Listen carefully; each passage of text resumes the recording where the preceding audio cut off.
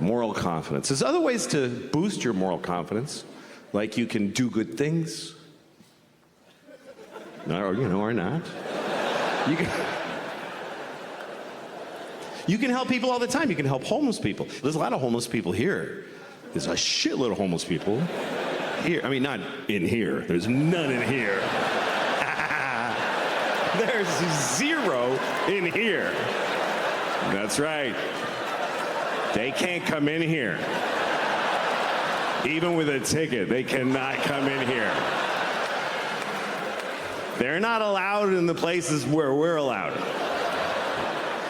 That's what we all agree on. Everybody's like, I don't know what to do about the homeless, but they're not coming in here. They're not coming in here. They're outdoor people. They don't have, if you don't have your own indoors, you can't go in other people's indoors.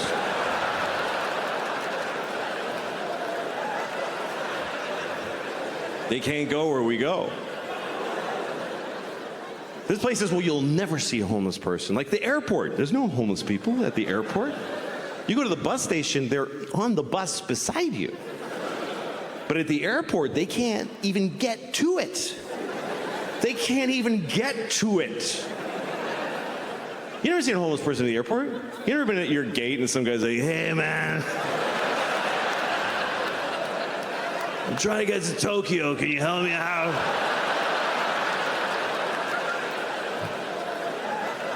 Just give me an aisle seat, brother.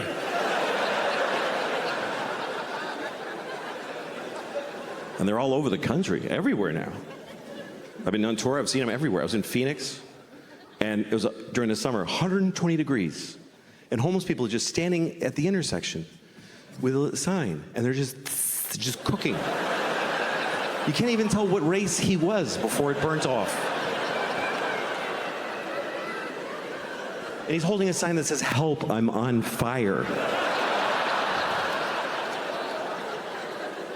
But you're like, you're in a white BMW, like, I can't, sorry.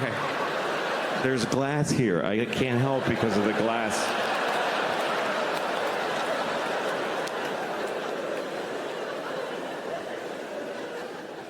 And even here you drive by them. In New York, you walk right by them. So in New York, they're right there. They're in your space, they're in your world, and you got to make a choice. Every couple of blocks, you got to make a choice.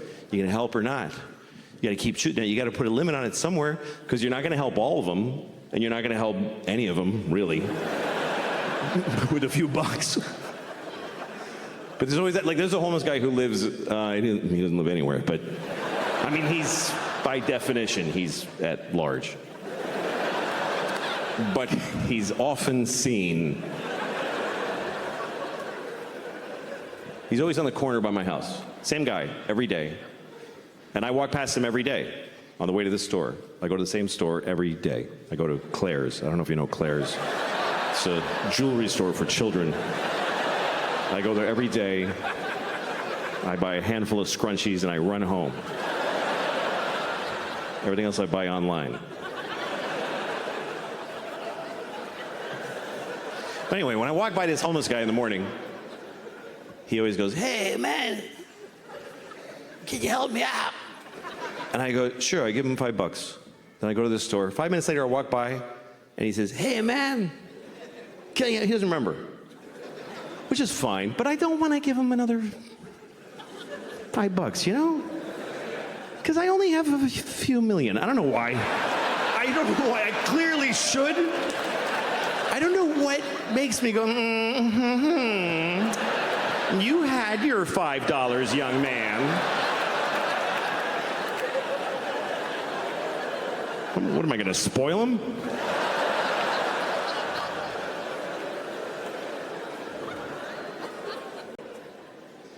You know what I was thinking about today? I was thinking about Jesus. I was. Today, I was thinking about Jesus.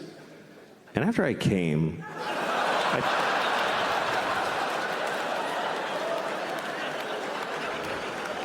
I thought, well, I feel sorry for Jesus. That's how I feel. I don't know how much you know about Jesus, but I feel fucking bad for Jesus, man. I do. He had a hard life. I mean, the last day was particularly difficult, but If you look at pictures of him, he had to wear that thong, that fucking just dish rag yanked up his balls. Just, carrying his cross like fuck, just a rash. Some people say you should live like Jesus. Who can live? He was insane. You can't live like that. He had a weird life. I'm reading about Jesus. I have this book about Jesus. I'm going to share it with you.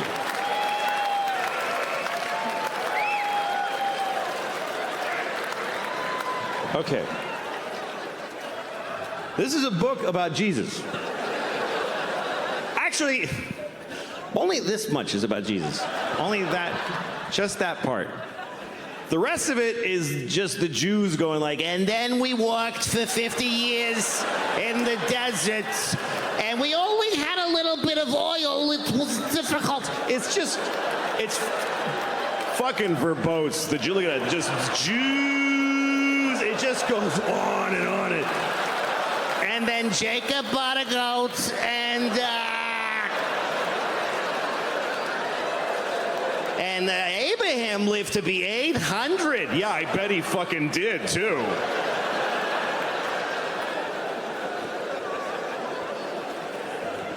The Jews in the early chapters are all like 800 years old.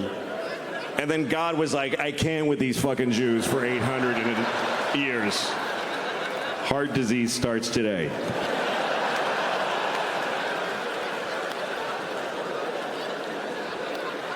So that's them, and that's Jesus. All those little parts, Jesus.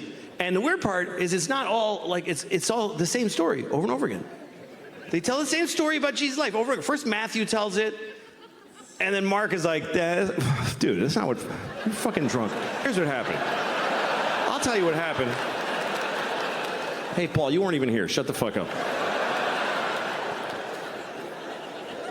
And I started reading it because I never read it. I was raised Catholic, but they don't encourage you to read in the church. They don't.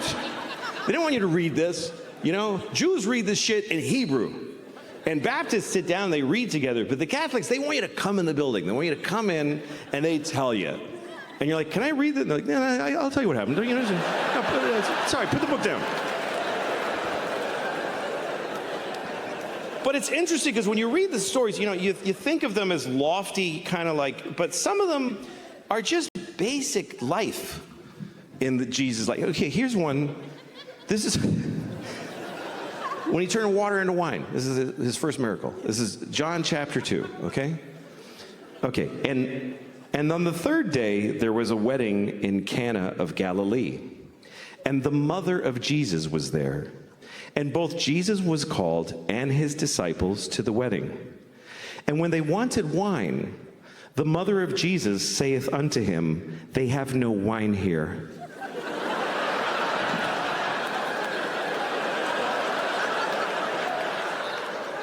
And Jesus saith unto her, woman, what have I to do with thee?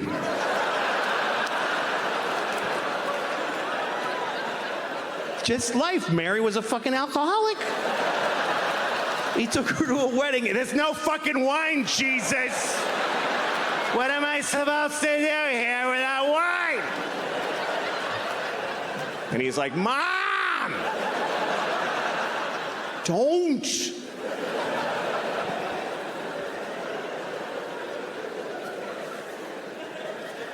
Anyway, you know the rest of the story is that Jesus, he's at the wedding, they had no wine. The guy, so Jesus went to the guy running the wedding, and he was like, look in the water barrel.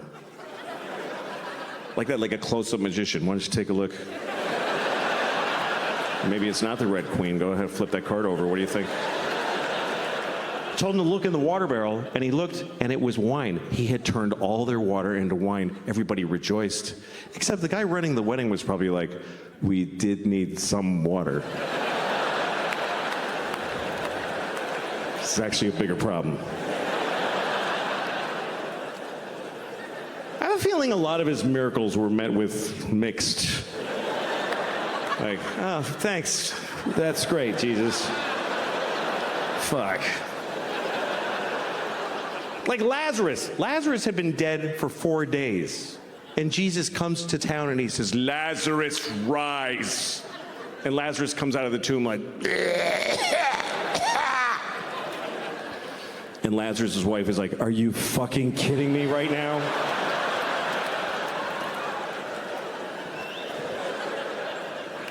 But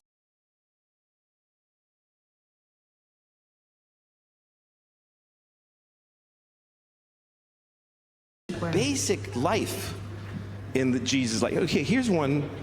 This is when he turned water into wine. This is his first miracle. This is